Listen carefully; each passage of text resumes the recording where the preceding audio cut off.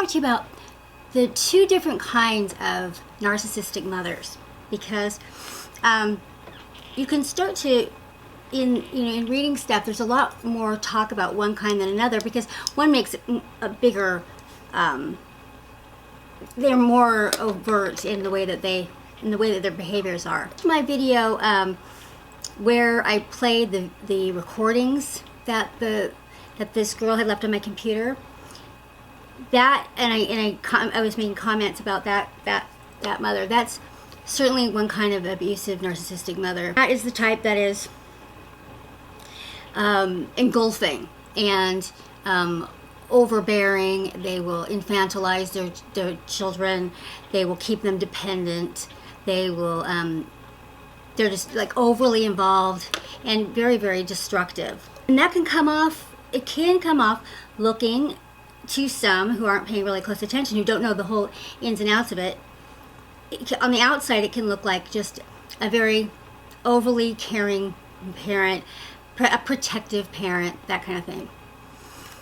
And what I saw with that one woman in particular was that she was really bordering on some things like Munchausen by proxy and things like that, where she would, really bring up, try and make her daughter, convince her daughter that she was incapable of doing normal things and incapable of driving a car, incapable of remembering things, just really, really, really destructive. And with the idea of wanting to hang on to her and keep her from going out and living her own life and being independent and strong and stuff like that.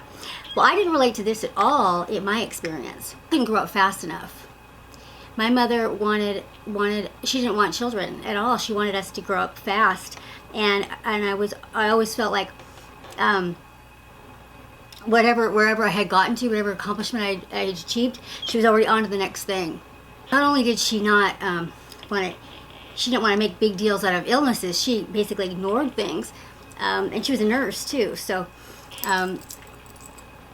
they call this the ignoring kind of narcissistic mother. And narcissistic parents are really destructive, of course, but when it's the mother, it's really bad when it's a mother, and especially with a daughter,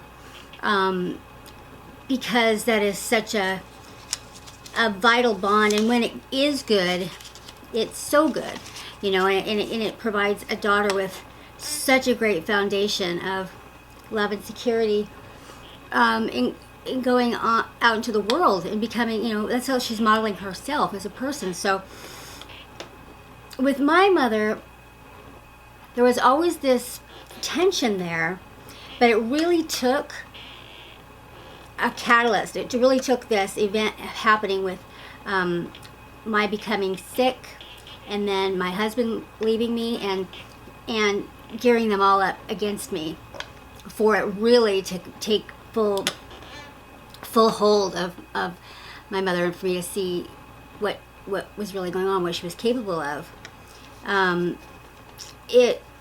what was really, really interesting is that the person that I would say was the most loving in my life was her mother. I can't explain what happened there, because she had this really wonderful mother, and the rest of the family relationships, the extended family, all seem pretty fine. I want to do an episode on couples that get together when they're really young, narcissistic couples, because I've now had, in my own personal experience, run across not only my own parents, but like 2 or 3 different sets of really, really dysfunctional parents, including the one that was on that recording that I shared, who've been together since way back at the beginning. They've been together, stayed together all these years, met as teenagers, and kind of more or less grew up together. And that was the case with my parents, and about 3 of the most dysfunctional families that I have ever seen in this way, with this problem.